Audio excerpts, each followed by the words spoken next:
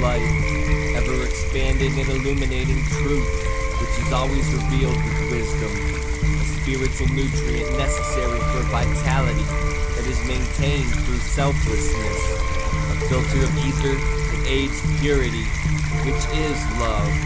Love, a limitless paper lantern floating into infinity on the intentions and actions of initiates of the mysteries.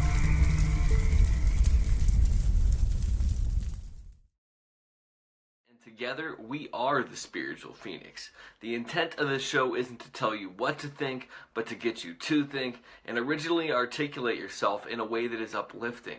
We are the artists of our lives, and today is a blank canvas. Let's collectively create a better tomorrow. And right now, I'd like to take a moment and focus on what we're grateful for today.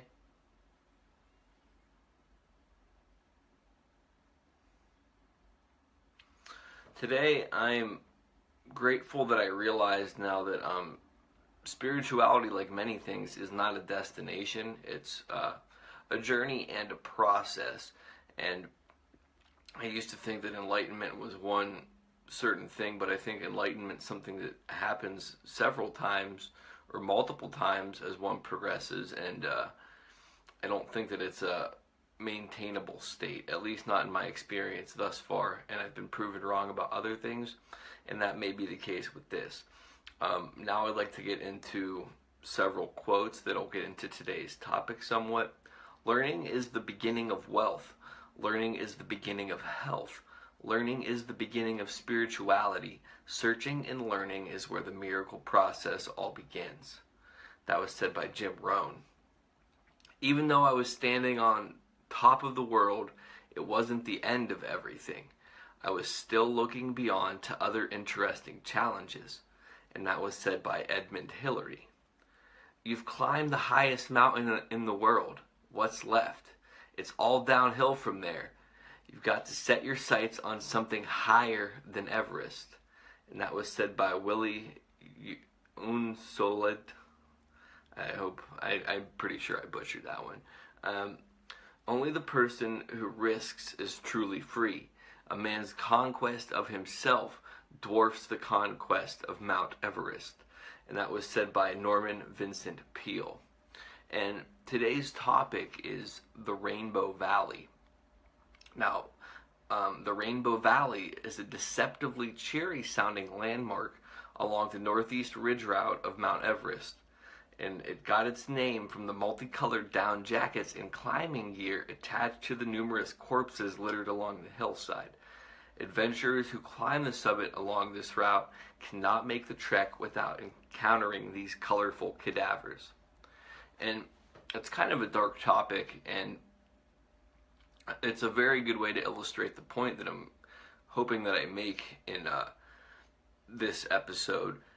Back to the physical, before we get into the metaphor, mountain climbing is dangerous, and summiting a mountain especially, and it's for many reasons. Some of those reasons would be sudden weather changes, altitude sickness, the lack of oxygen in itself is dangerous, avalanches, equipment issues, snow blindness, freezing temperatures, and more. So when you climb a mountain, the intent of it is to make it to the top, or I shouldn't say when you're going to summit it, I should say when you're going to summit a mountain, the intent is to make it to the top and then come back down alive. Now, with a lot of these people in the Rainbow Valley, some of them made it up and died on the way down. Some of them never made it up and they never made it down. I read somewhere that once you reach the quote-unquote death zone of Mount Everest, you have 2 to 3 days to summit it before you'll die. And spirituality is somewhat similar in a sense. There's some dangers associated with climbing the spiritual mountain, as I would put it, and they're not necessarily physical dangers, but they can have implications in physical reality if they're not addressed appropriately. And that would be ego inflation, the loss of connection to physical reality. Now, I understand that I talk a lot about spiritual concepts and how reality isn't as we see it, and that is true. We still need to be able to move around in the real world in a way that is healthy for us and healthy for those around us. Another one of the dangers would be self-blindness. There's a lot of people that are in spirituality or even religions that are blind to their own hypocrisy and blind to their own actions. I admit that at times I can get self-blindness and I can be somewhat self-righteous. I'm still climbing the spiritual mountain. I don't want to say that I've rested on my quote-unquote laurels. Another one of the dangers would be ego inflation. I guess I already said that one at the very start. It's so important that I had to say it twice, because there is this sense of spiritual narcissism that's associated with working on one's spirit or finding spirituality. I know when I started the deeper elements of my spiritual journey, at the very beginning of it, I felt that I was the one, quote unquote, the one, that I was a messiah or a prophet in some way. And some people stay in that position, and it can be dangerous. I would say that you have to know that you're important, but you're important like everybody else is important. So some people will say you're not special. It's not that you're not special, it's everybody else is special as well. Everybody has their special assets and special downsides. Another one of the dangers is assuming that one has reached the peak. And the danger in that is you kind of head back down from the mountain before you ever learn some of the deeper things that make a lot of the things that you may have learned on the way up applicable, that give them more purpose. You can learn a concept and you can understand a level or a couple levels of that concept, but the deeper underlying meaning of those concepts might still not be utilized or instilled. And there's nothing wrong with that if you're still trying to progress forward. But some people want to teach these things as givens, I would say, without ever going back and re-examining some of their concepts. And then they're passing along a lot of faulty information. And then other people will assume that that is the peak of things and not progress further. Granted, some of those people are still going to keep going regardless. Another one of the dangers of summoning the spiritual mountain would be staying on the peak. Now, if you were to climb up to a regular mountain and stay on the peak and meditate forever, you would die. You would die. Or at least I would assume that you would. The spiritual mountain is no different in the sense that if you stayed at the height of spirituality all the time, you would miss out on key concepts that are happening back on the ground level of reality, and some of those concepts will further develop things that you learned at the peak of it. Some of those concepts will be progressed in beneficial ways for other people if you're able to be down there and instill some of the knowledge you've gained at the peak of that mountain. And also staying at the peak, to be isolated from the rest of the world because you don't view them as spiritual as you, as knowledgeable as you.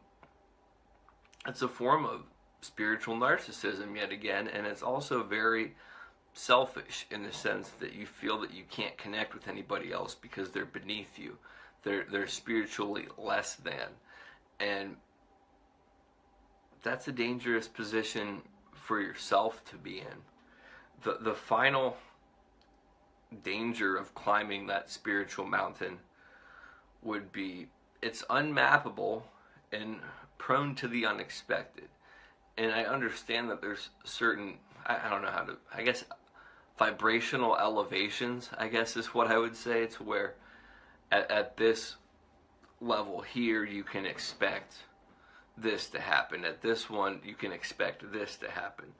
There's those markers. At the same time though, there's no real map as the trail's ever shifting, and my trail to summit that mountain won't be the same as yours. There's going to be similarities, there's going to be differences too, and unexpected things can happen in your life that might shift your position on that trail or shift the route. Just for example, if you're climbing a regular mountain and an avalanche happens, you happen to avoid the avalanche, but it could have taken out the trail that you were going to go up, so you have to go another way. Now, the way that the Rainbow Valley ties into all of this is staying at a certain elevation to give one some knowledge, can give one some knowledge. So let's say that you stay at one point and you focus on this one thing, but you never actually summit the mountain. It goes back to the concept of not going up all the way and not learning everything, and then not being able to understand the deeper elements of what you've learned. So let's say, okay, so it's clear some never reach the summit. And I've already illustrated the point about when you reach the summit and not coming down from it, the dangers of that. And now there's also the concept of reaching the summit and then again stopping on the way down because you feel that you're bigger than the world. The Rainbow Valley in the spiritual sense is getting blinded by internal and external quote-unquote colors of spirituality and never coming back down to share what you've learned. And that death that's referenced there, it's more of a spiritual death in some senses, but there's also beauty in that, because for some people that's the process they need in this existence. I think that those things can be worked around if you're conscious of it, which is why I'm hoping to share this. Granted, I would say I still have to summit my spiritual mountains again, different ones, but I have summited some of them in my perception. It doesn't make me better than anyone. It doesn't make me less than anyone. It means I've overcome some of my big obstacles, and I'm still going to search out other ones so I can stay spiritually fit. If you're a mountain climber, you have to exercise. You exercise constantly to build muscles. Spirituality is no different in the sense that if you want to be spiritually fit, you have to practice spiritual principles, spiritual understandings, meditation, prayer, other practices along those lines to develop yourself and maintain it. It's not a one and done.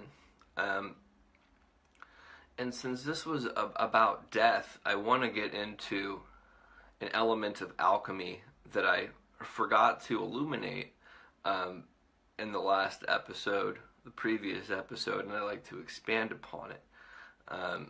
The next couple episodes that I'm going to do personally are going to deal with the concept of metaphorical death, and then the one after next is going to be about physical death in a sense. I don't want to stay on these dark topics, but I think that there's value in illustrating points of them, and I hope that it helps some other people.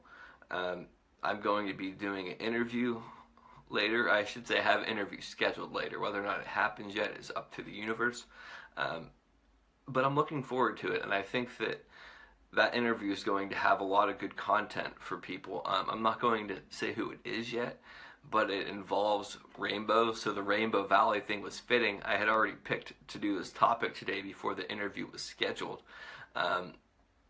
But they have experience with rainbows actually over a valley. And I'm going to leave it there at that. I've started to develop my tarot Facebook page where it's going to be focused solely on tarot, and you can purchase personalized readings from me. I'm not taking it live yet to say that I'm not going to be receiving money for readings. I'm still practicing. That's going to be available as an option soon in the future, though. If you'd like to follow me on social media, it's Spiritual Phoenix, at Spiritual Phoenix rather, and it's Phoenix, and for social media is spelled Foenix, and you can visit my website at The Spiritual Phoenix, and that Phoenix is spelled PHOENIX.com. The links for those will be below.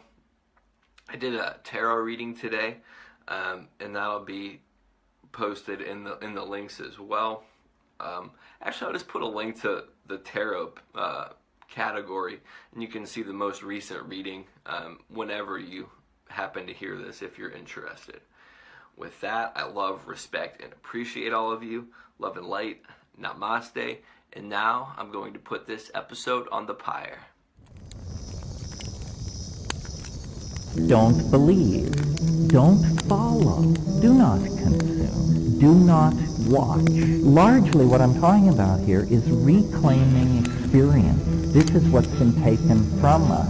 It's a self-advancing, self-expanding, self-defining process, and it takes no prisoners. The real world isn't a spiritual world, it isn't a material world, it isn't an empty world, it isn't a solid world. It's simply